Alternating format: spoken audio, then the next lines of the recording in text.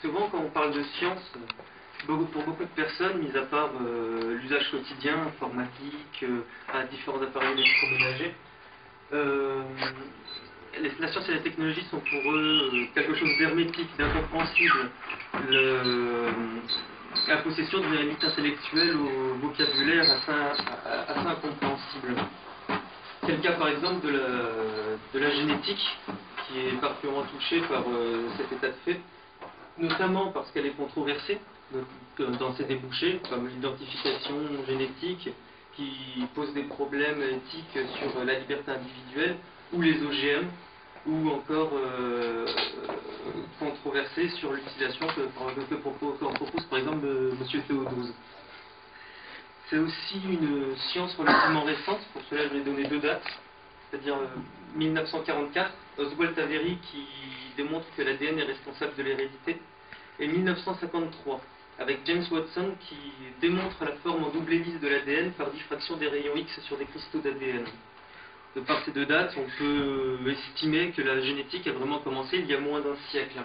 De par le fait que c'est une science récente et controversée, ainsi c'est une science dont les gens se méfient généralement et craignent les conséquences. Donc qu'est-ce que c'est la génétique? C'est une science qui repose principalement sur l'ADN, c'est-à-dire un ensemble de molécules qui sont contenues dans toutes les cellules organiques, notamment donc humaines. Dans chacune de nos cellules, si on dépliait l'ADN, on en aurait pour 3 mètres de long. Et donc, comme l'a très bien expliqué M. Théodose, l'ADN c'est une chaîne de nucléotides.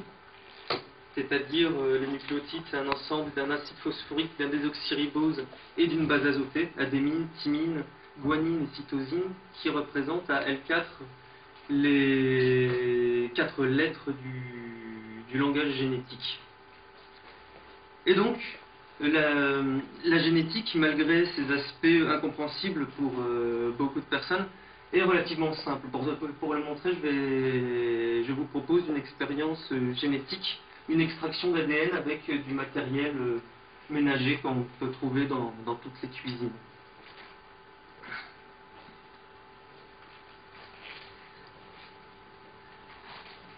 Donc pour notre expérimentation, on aura besoin de sel,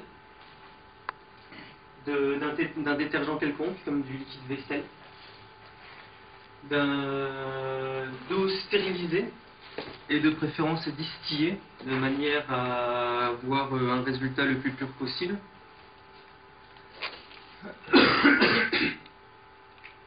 On aura besoin aussi de jus d'ananas pour la broméline que contient ce jus. On aura besoin d'éthanol, d'alcool à 90 degrés, et d'un filtre à café. On aura notamment aussi besoin de divers ustensiles de cuisine, une louche, un bol, des couverts, des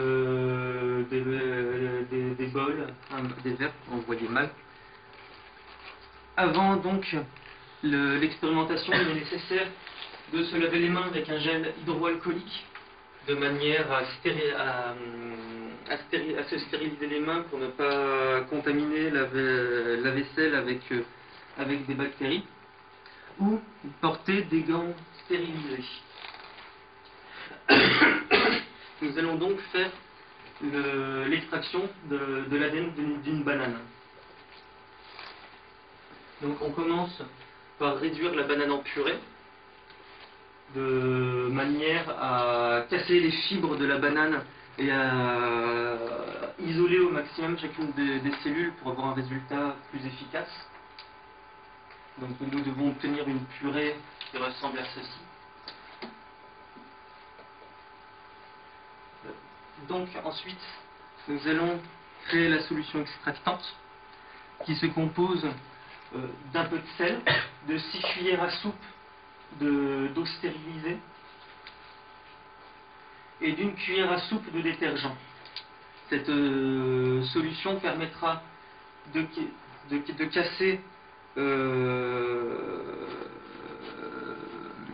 la membrane des cellules ainsi que les noyaux des cellules pour pouvoir en extraire l'ADN. Donc pensez à bien homogénéiser la solution extractante. Et pour la suite, nous aurons besoin de 2 bains, un porté à 60 degrés Celsius et un autre, un bain gelé, maintenu à 0 degrés Celsius dans des glaçons, comme on voit mal ici en vérité. Donc on commence par verser la solution extractante sur la banane, en mélangeant bien de façon à ce que le mélange devienne bien fluide.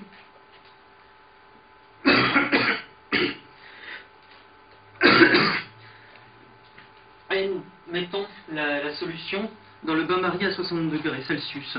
Ce bain est nécessaire de manière à accélérer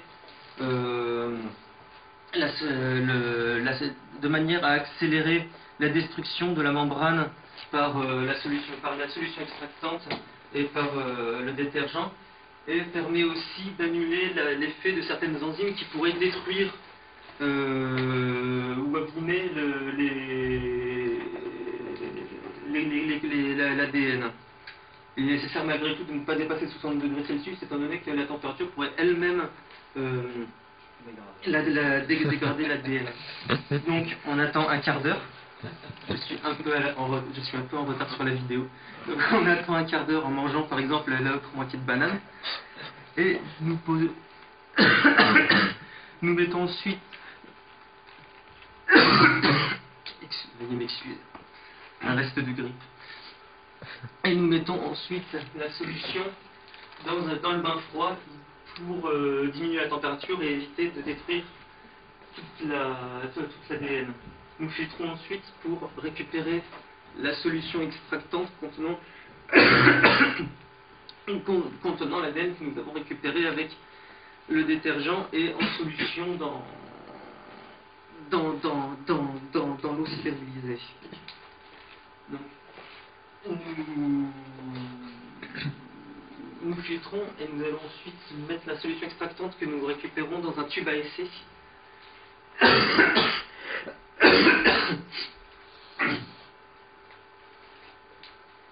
Nous filtrons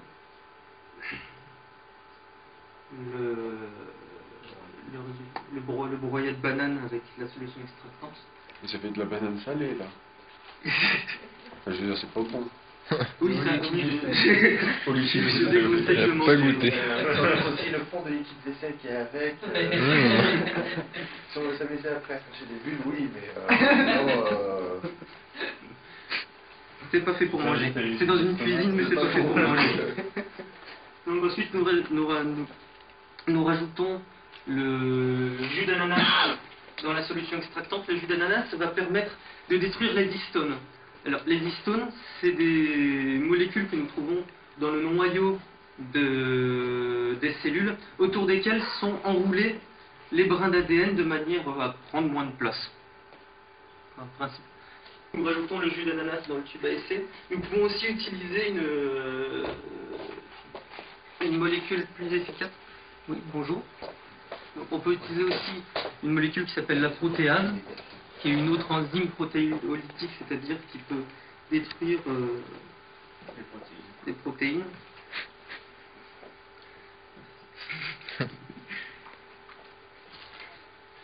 Et nous mélangerons de manière à rendre la broméline plus efficace. Nous rajoutons ensuite l'éthanol. Oui. Avant de rajouter l'alcool, nous pouvons utiliser une centrifugeuse. Là pour la vidéo, nous n'en avions pas. Et il est préférable d'utiliser une centrifugeuse qui permettra à la fois de faire le mélange de manière à la rendre homogène et rendre plus efficace le résultat, mais permet aussi de condenser l'ensemble des déchets au fond du tube à essai, et qui permettrait d'épurer la solution extractante de tous les déchets qu'il contient et qui ont passé le filtre précédent, ce qui permettrait d'avoir une solution plus claire. Donc nous rajoutons l'éthanol avec un compte-gouttes. On remarquera, on voit mal ici, que l'éthanol fait une seconde phase, ne se mélange pas à la solution extractante mais reste au-dessus. Si nous rajoutons environ autant d'éthanol que de solution extractante. Et entre les deux phases va se créer un précipité. C'est l'ADN qui reste en solution dans la solution extractante, mais qui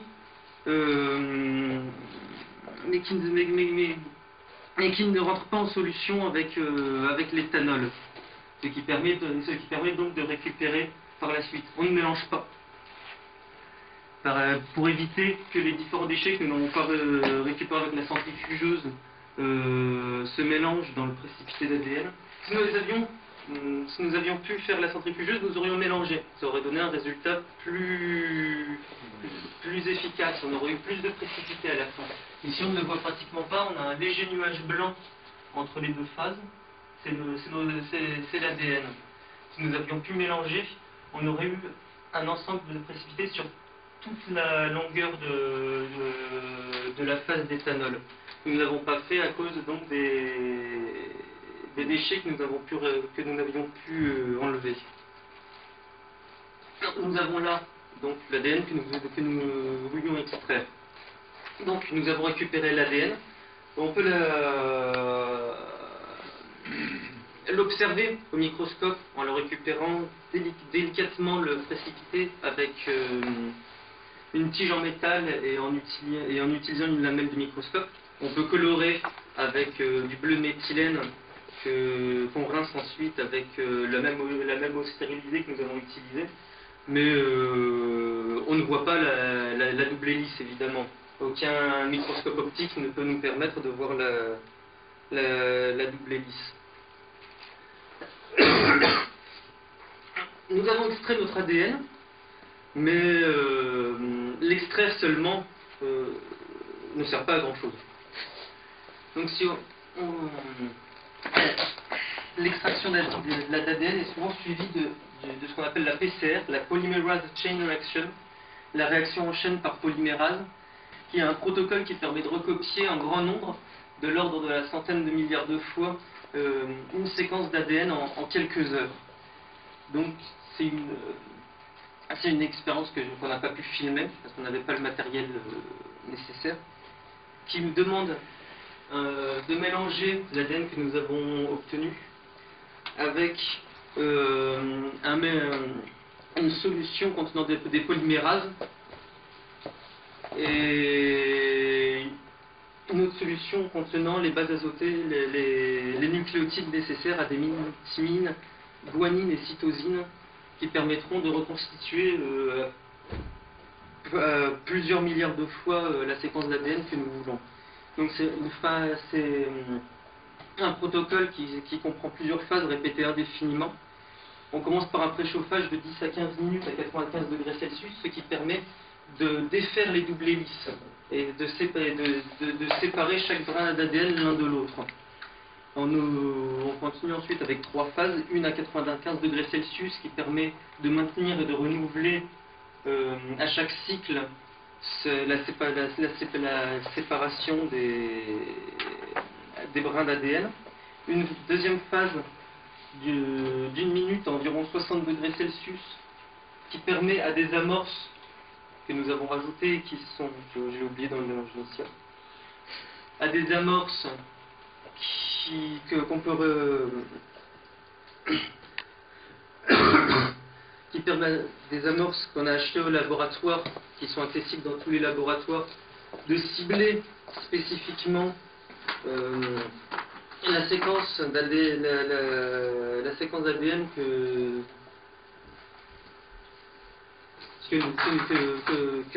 nous ciblons, et une phase de 2 minutes à 72 degrés Celsius qui permet aux polymérases d'utiliser les nucléotides flottant dans le mélange, de reconstituer le brin d'ADN. Avec ces deux protocoles-là, ça permet d'avoir un matériel utilisable, exploitable pour l'analyse d'ADN.